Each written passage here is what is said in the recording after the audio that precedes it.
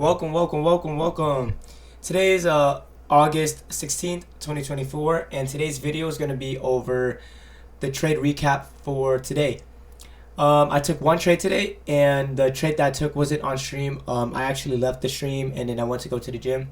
And while I was at the gym, I was checking the markets every 15-minute interval to see if there's if there's some sort of setup.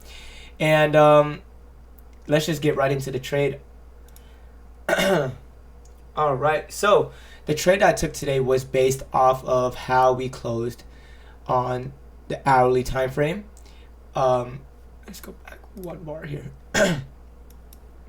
So this trade was actually based off of how we closed here on the hourly time frame and the 30-minute time frame and the 15-minute time frame. So based on this hourly candle here, I was anticipating for the next hourly candle to take out that hourly high. And it's also in confluence with the 30-minute and the 15-minute time frame. So there's time frame alignment. One key thing that I do want to note about this trade setup is look at how we closed above these hourly SIBIs here. So we're disrespecting bearish PD arrays. We're disrespecting them, and now we're turning them into a inversion level. So these little orange boxes right here are basically now, they should be treated as inversion levels. And just seeing prices disrespect bearish PD arrays suggests the idea of us continuing higher or pricing higher. One key thing here I do want to note is look at how we retraced back inside this 6-hour FEG, right? We retraced back inside this 6-hour FEG, and it's also the 10-hour FEG as well. So overall, we are not bearish, but bullish. And the way that we started expanding away from the 6-hour FEG suggests the idea of, okay, we're not going to consolidate, and we're probably going to get some sort of reaction on the lower time frames to these higher time frame PD arrays. If you guys watched the stream, I was actually anticipating some sort of TGIF setup this week because of how much we expanded. So TGIF basically is you're trying to align yourself with the weekly power of 3. So this week we opened up right here. We created the open, we created the low, and then we expanded higher throughout this entire week. There was not a single day where we had a down close candle. And TGIF is basically us trading this range right here. This little retracement. So basically what I was going into today was, okay, I'm going to short into the weekly, 0.2 to 0.3 price range. So this range right here, 0.2 to 0.3. But it's just a theory. It's not like every single Friday it's going to occur. So like I said, I had that in the back of my mind, but I was pretty loose with my expectations. And the only way or reason why I would have gone shorts here was if we closed below this 4-hour FEG. I noted this during, immediately when I opened up the charts and started streaming, was I noted out 4-hour FEG low. I put a plus sign to it, and I noted it as like a draw of liquidity if we got a closure below this 4-hour FEG. So there's actually 2 4-hour FEGs, right? So there's this one, and there's this one. So if we had got a candle closure, a 4-hour candle closure at 10 a.m. below this FEG here, then I would have anticipated for prices to at least take out this, or not take out, but rebalance this 4-hour FEG. But the way we closed here on the this 4-hour candle, we didn't close below it, and that means we're still somewhat respecting the SIBI. So we never got a candle closure below it, and on the 15-minute time frame, there wasn't really any, ideas of a bearish setup. So there was no bearish PD, like there was no bearish power of threes here on the 15-minute time frame that would help me catch the move lower per se. There was no reason for us to get into a short. However, that was when I turned off the charts and left to go to the gym, because my initial objective, like I said, was to target that 0.2 to 0.3 of this weekly range. And after I left to go to the gym, I noticed prices, how we closed there on this hourly candle. That's when I noticed at the gym, I was like, okay, well, we just got a hourly closure above these two SIBIs here. That means we had room to go higher, and we still had this high intact. We still had this hourly high relative equal highs, because these two highs here are the exact same, and we still could rebalance this hourly FEG here. So I took a long, targeting the relative equal highs and targeting this fair value gap low to rebalance it. And let me show you guys the actual entry. So like I said, the 15-minute, the 30-minute, and the hourly, they all had the same objective. So there's time frame alignment here, and we're disrespecting hourly PD arrays, hourly bearish PD arrays.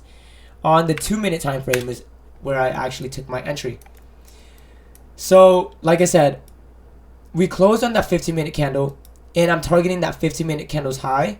And whenever prices retraces back inside this 2-minute FEG here, I take my entry. But I don't take my entry immediately at the 2-minute FEG. I actually take it whenever prices retraces back inside this new day opening gap. So let me just note out this 2-minute FEG, and then I'll go on to the lower time frames to show you guys the clear entry here. So 2-minute FEG. So like I said, I'm using the 2-minute FEG as my PD array to take a long, targeting the 15-minute high, the 30-minute high, and the hourly high.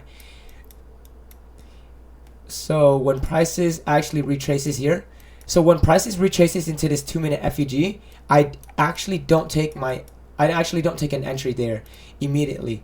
I take an entry whenever prices retraces back inside this new day opening gap.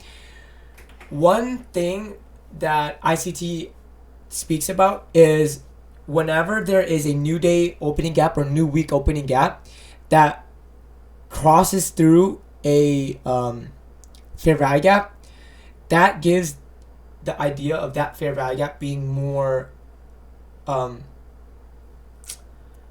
the good definition? It gives that fair value gap more what's the word? More clarity, it's more like higher probability of that fair value gap being held.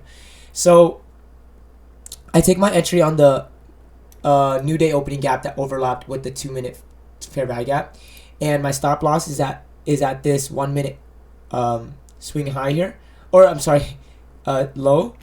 So my stop loss is at this 1-minute low, and my TP, my first take partial, is at that 15-minute high that's aligned with the 30-minute time frame. My second TP is actually here at the monthly open, because we could just trade up above the monthly open and sell off. So I took off another partial at the monthly open. I take off another partial at this swing high here, and my final TP here was a rebalance, like I said, of that hourly FEG. So when prices, let's let prices run. So we wick lower, we take out our initial partial, that first partial. So I move my stops to break even, and then I'm just holding now, watching for prices to tag, that 1 hour FEG low. This is the relative equal highs, and like I said, my next TP would have been at that monthly open.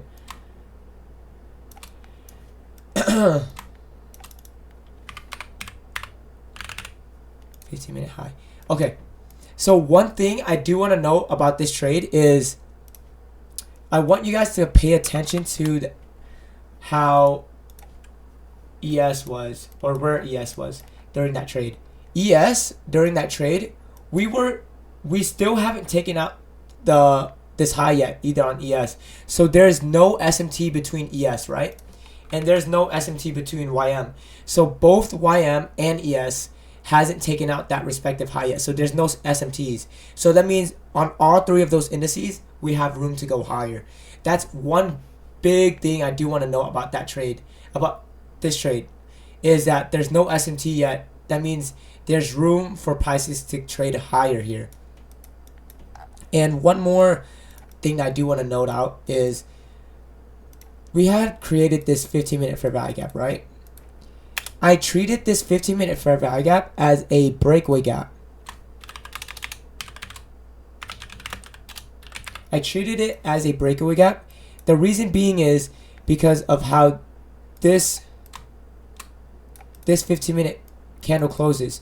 We closed above this 15-minute candle's high, and I am anticipating for the next 15-minute candle to be a open low, but I don't want to see us retrace all the way back inside this 15-minute fair value gap, and then I want to see us take out the high first.